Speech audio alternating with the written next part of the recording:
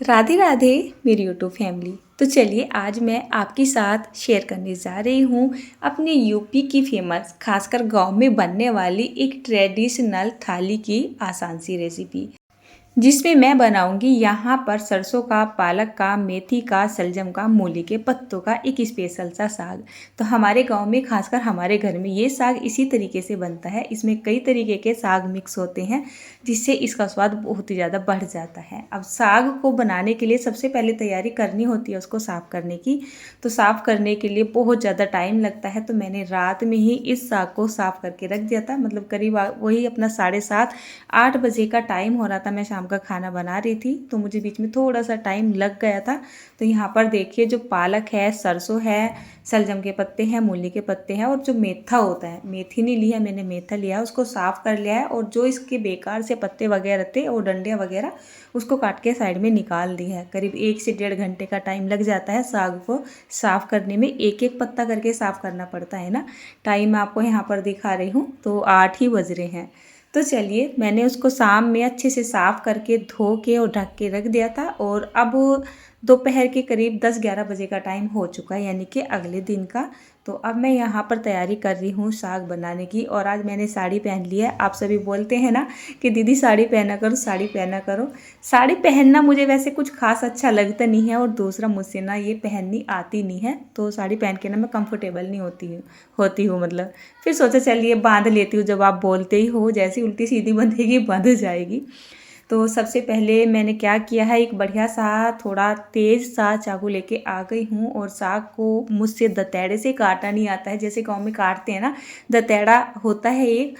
कुछ लोग तो उससे सारी सब्जी काट लेते हैं, पर मुझसे तो साग भी नहीं कटता है। मैंने 2 बार ट्राई किया और अपनी हथेली कटवा ली है, बट मुझे इस तरीके से चाकू से साग काटना बहुत अच्छा लगता है। बस ऐसे ही अपना चकला, बेलन बेलन नहीं चकला या फिर अपना चॉपिंग बोर्ड ले लेना है, कपड़ा बिछा के इसको कट कर लेना है रफली रफली। यहाँ पर मैं मिट्टी की हांडी लेके आ गई हूँ। तो साग और दाल वगैरह होती है ज़्यादा करके मेरे घर में मिट्टी की हांडी में ही बनती है। तो सर्दियों में तो ये हांडी निकल ही जाती है, गर्मियों में तो फिर भी रखी हुई थी। इसमें डाल लिया है करीब मैंने 500 ml के जितना पानी, और इसमें 1 चम्मच के जितना नमक भी डाल दिया था। और ये कटा हुआ साग यहाँ पे डाल देते हैं। तो जितना भी साग इस हांडी के अंदर आएगा उतना डाल देंगे। फिर हम इसको आंच पे चढ़ा देंगे तो धीरे धीरे साग पकता रहेगा, नीचे को बैठता रहेगा और मैं काट के इसमें डालती रहूँगी। तो चलिए इसको रख देते हैं गैस स्टोव पर। तो वैसे ये साग मिट्टी के चूल्हे पे बनना चाहिए था, बट मुझे इतना टाइम नहीं था कि मैं ऊपर जाके मिट्टी का चूल्हा चलाती, नीचे कोई बंदोबस्त नहीं है। गैस का फ्लेम हमें स्टार्टिंग में तो एकदम लो रखना है और धीरे धीरे करके हमें फ्लेम को बढ़ाना है। मतलब कि अगर हम मिट्टी के बर्तन इस्तेमाल करते हैं गैस स्टोव पर तो कभी भी हाई फ्लेम या मीडियम फ्लेम करके ना रखें। बर्तनों का जो टेम्परेचर होता है एकदम से ठंडा होता है और गर्म होते हैं तो पटकने का, मतलब कि इनको टूटने फूटने का डर बना रहता है और फूट ही जाते हैं वैसे तो ये हांडी आप देख रहे हैं 3 से 4 साल हो चुके हैं जब से ये मेरे पास है। और मैं हर सर्दियों में इसी में ज़्यादा करके साग, दाल और भी बहुत सारी चीज़ें बनाती हूँ। तो ये अच्छे से मतलब तैयार हो चुकी है, फूटने वाली नहीं है, पक्की हो रही है। तो शुरू में मैं गैस का फ्लेम बिल्कुल लो और मीडियम के बीच में ही रखती हूँ, मतलब ज़्यादा करके लो करके रखती हूँ ताकि हांडी धीरे धीरे गर्म हो जाए। और जब ये गर्म हो जाती है, चीज़ें पकने लगती हैं, फिर गैस का फ्लेम मीडियम करके पका लेती हूँ। साग को पकने में बहुत टाइम लगने वाला है, करीब पौना घंटे से ज़्यादा साग को लगेगा। इसी बीच में मैं यहाँ पर चावल भिगो रही हूँ और एक साइड मैंने दूध रखा है। तो मैं अपने हस्बैंड को बोल रही थी कि मैं यहाँ पर काम में लग रही हूँ तो आप क्या करो, 5 मिनट का अलार्म लगा दो। मैंने दूध रख दिया है क्योंकि मैं काम में लगी रहूँगी, मेरा ध्यान नहीं जाएगा। फ्लेम मैंने हाई करके रखा हुआ है तो वो उबल जाएगा।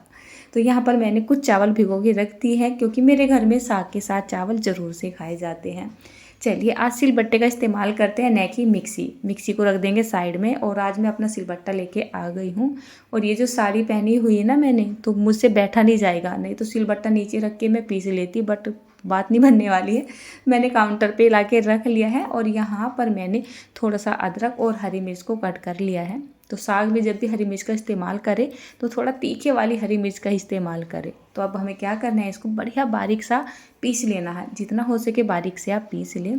अच्छा, बहुत सारे लोग क्या करते हैं, मतलब एक हैबिट सी या फिर मतलब एक्सपीरियंस क्या बोलते हैं उसको, मतलब प्रैक्टिस सी हो जाती है। जो साग है ना उसको उबालने के बाद सिलबट्टे पे ही पीसना ज़्यादा पसंद करते हैं, अच्छा लगता है वैसे।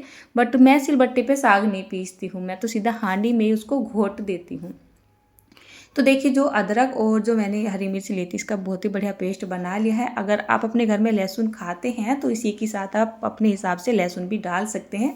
लहसुन से साग बहुत अच्छा लगता है, बट हमारे घर में लहसुन प्याज खाया नहीं जाता है ना, लास्ट मतलब 2 साल से करीब। नहीं तो पहले मैं लहसुन प्याज का ही साग बनाती थी।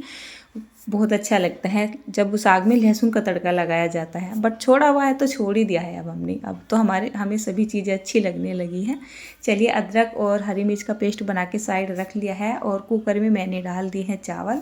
चावल की एक जो नॉर्मल सी रेसिपी है आपके साथ बहुत बार शेयर कर चुकी हूँ। बिल्कुल सिंपल प्लेन चावल बना रही हूँ। चावल थे इनको भिगो दिया था, 1.5 गुना पानी डाल के कुकर में डाल के रख दिया है। बस 1-2 सीटी लगा लेंगे और तुरंत चावल हमारे तैयार हो जाएंगे। तो चलिए इसको रख देते हैं आंच पर और ज़रा अब यहाँ पर अपने साग को चेक कर लेते हैं। तो जो साग है वो भी अच्छे से गल चुका है। देखिए इसमें मैंने काफ़ी सारा साग भर दिया था और ये इस तरीके से गल के एकदम नीचे जा चुका है। तो चलिए लेके आ गई हूँ अपना घोटना। हमारे यूपी में इसको घोटना बोला जाता है, ठीक है ना। तो इसी से साग घोटा जाता है और हांडी के अंदर ही घोटा जाता है। ये लकड़ी का होता है। यहाँ पर आ गया है मक्का का आटा, ठीक है ना। तो साग के साथ मक्का के आटे की रोटी खाई जाती है। तो ये पिन्नी में करके लाए थे और मुझे डर लग गया क्योंकि जो मेरे हस्बैंड है मजाक मजाक में मेरे साथ मार धाड़ बहुत करते रहते हैं। मुझे ऐसा लगा है मेरी कमर में फिर से ठेक देंगे। मैं पहले ही मुँह बना लेती हूँ तो वो मुझे कभी कभी मारते नहीं है। चलिए कोई बात नहीं। तो साग यहाँ पर बहुत ही अच्छे से गल के तैयार हो चुका था। इसकी घुटाई शुरू करते हैं। अब इसकी घुटाई करने से पहले आपको ये देख लेना है कि अगर आपके साग में पानी ज़्यादा है तो आप पानी इसका थोड़ा सा निकाल लें, इसमें थोड़ा ही पानी छोड़े। और अगर पानी कम ही है, मैंने ज़्यादा डाला भी नहीं था आपके सामने, अगर पानी कम है तो बस ऐसे ही इसकी घुटाई कर दे।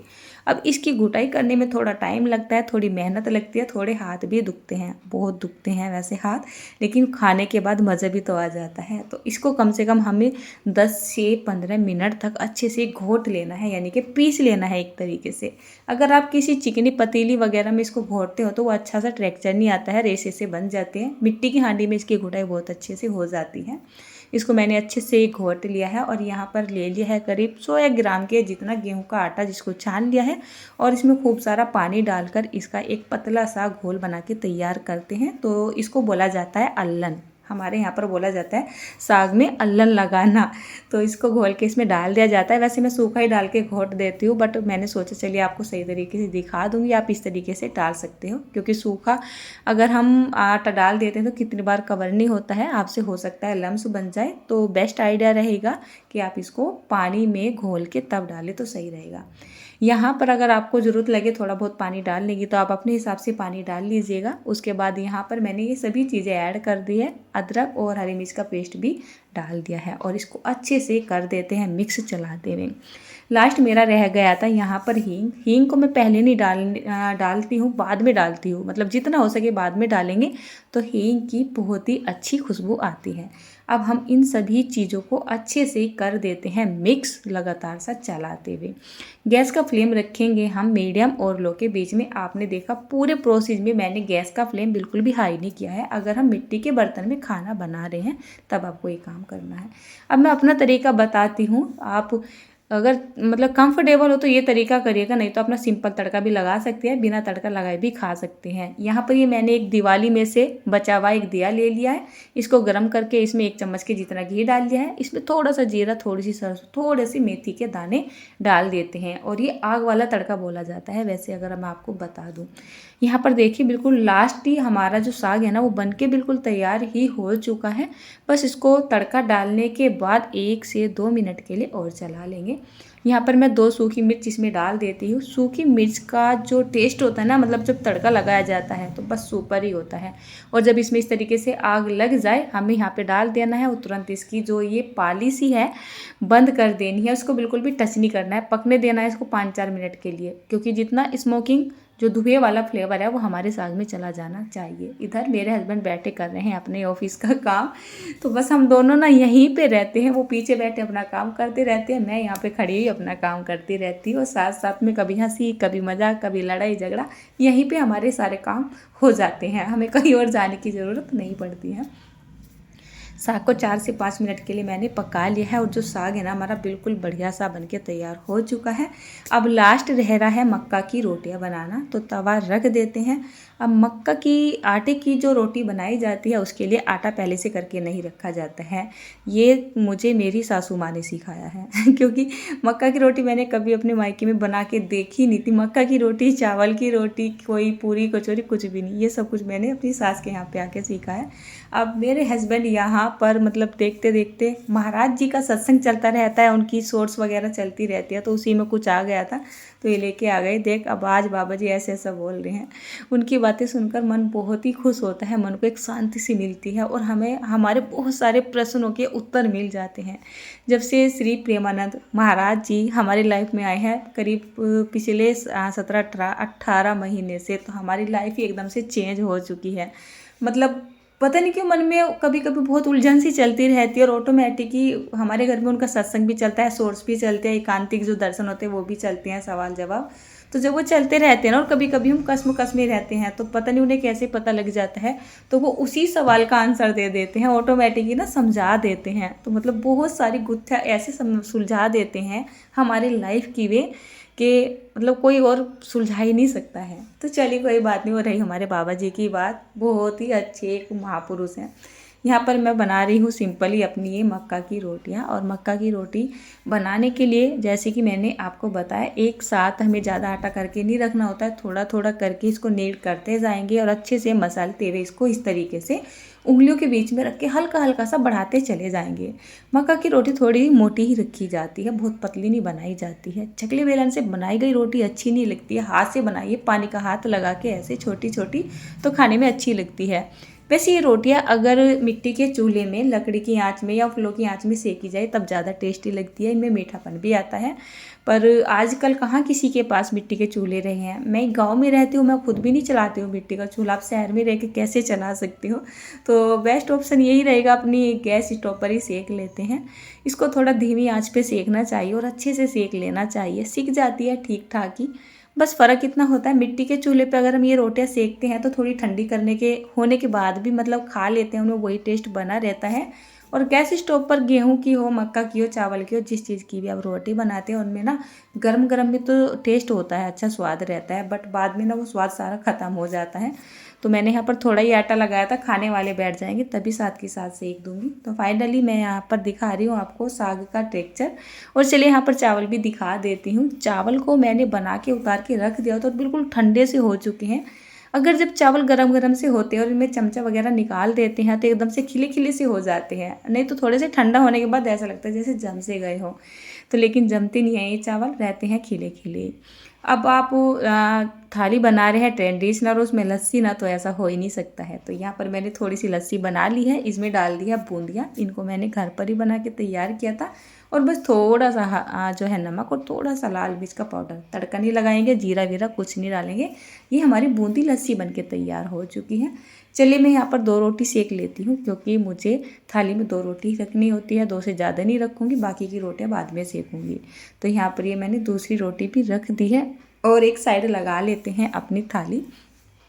तो ये आया हमारा सरसों, पालक, मेथी, सलजम, मूली का बहुत ही ज़्यादा स्वादिष्ट साग। और यहाँ पे मैंने गार्निश कर दिए दोनों मिर्च जो मैंने डाली थी, साथ में अपने चावल आए, मक्का की रोटी, यही हमारी बूंदी लस्सी, साथ में आया हमारा मिक्स आंवले का, मूली का, हरी मिर्च वाला अचार और अपना गुड़। गुड़ के बिना मेरे घर में थाली बिल्कुल अधूरी है। लास्ट में मेरे हस्बैंड बोले तूने मक्खन यहाँ पे रखा ही नहीं है। मक्खन ना मेरे पास बासी था, इस वजह से मैंने रखा नहीं था। तो कैसी लगी आज थाली की रेसिपी, फटाफट से बस खा ही लीजिए।